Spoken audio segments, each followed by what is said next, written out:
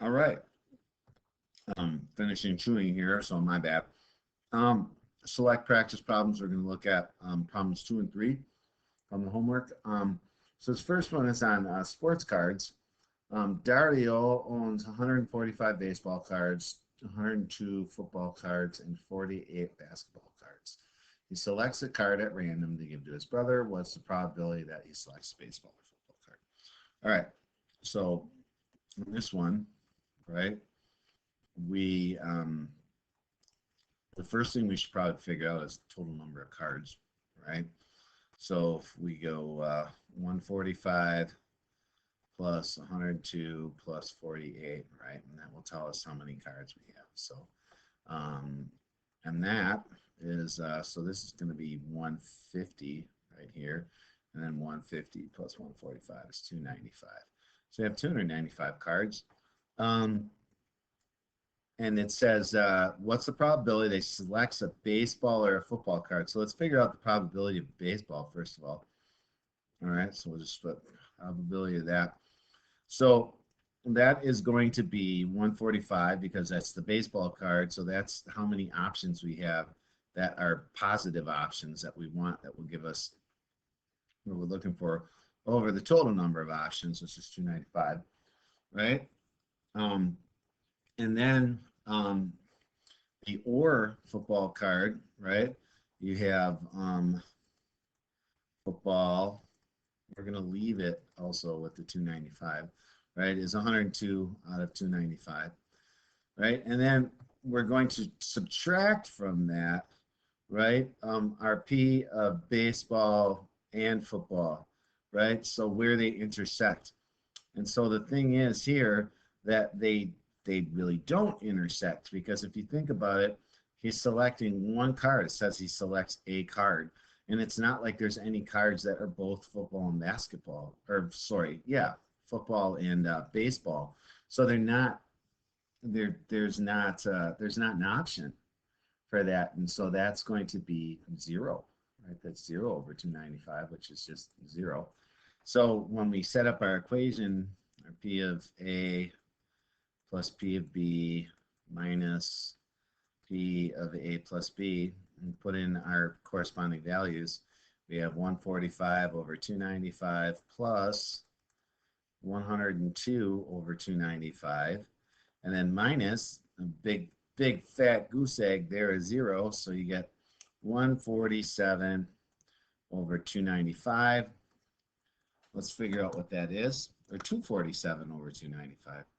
I can't add, my bad, right? 247/295.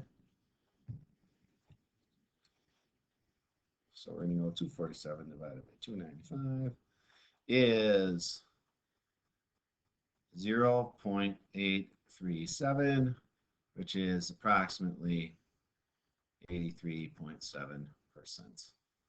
Right? So that's the probability that he selects that. So again, one of those situations where our P of A plus B is going to wind up being zero because it's a mutually exclusive event, right? There's no carryover, bleed over, overlap, whatever you want to call it, between the baseball and the football cards. So of course they're separate, and of course when you look at shared values from them, they don't have any. So that works out to our advantage. All right, clubs. According to the table, what is the probability that a student is in a club is a junior or on the debate team? So our debate numbers are going to be right here, right? And then our junior numbers are going to be right here. So let's just kind of figure those out. So our probability that they're going to be a junior, we're going to figure that out, and then we're going to figure out what's the probability that they're on the debate team, and then we're going to figure out what's the probability that it's a junior and on the debate, right? So probability it's a junior is all these added up. So 14 plus 6 is 20, 24, 39 out of, I think I added this together one time, but I don't remember what I got. 20. So this is 34 people. This is 11 people. This is 16 people. and this is 26, 39. So what do we got here? That makes 50, that makes 50. So it's 100 people, right? So we have a junior is 29, so it's 39 out of 100. So we'll leave that. Probability that they're on the debate team is 2 plus 6 plus 3, so it's 5 plus 6, so that's 11 out of 100, right? And then we're going to subtract from it, right, the intersection of juniors and debate team, which is this one right here.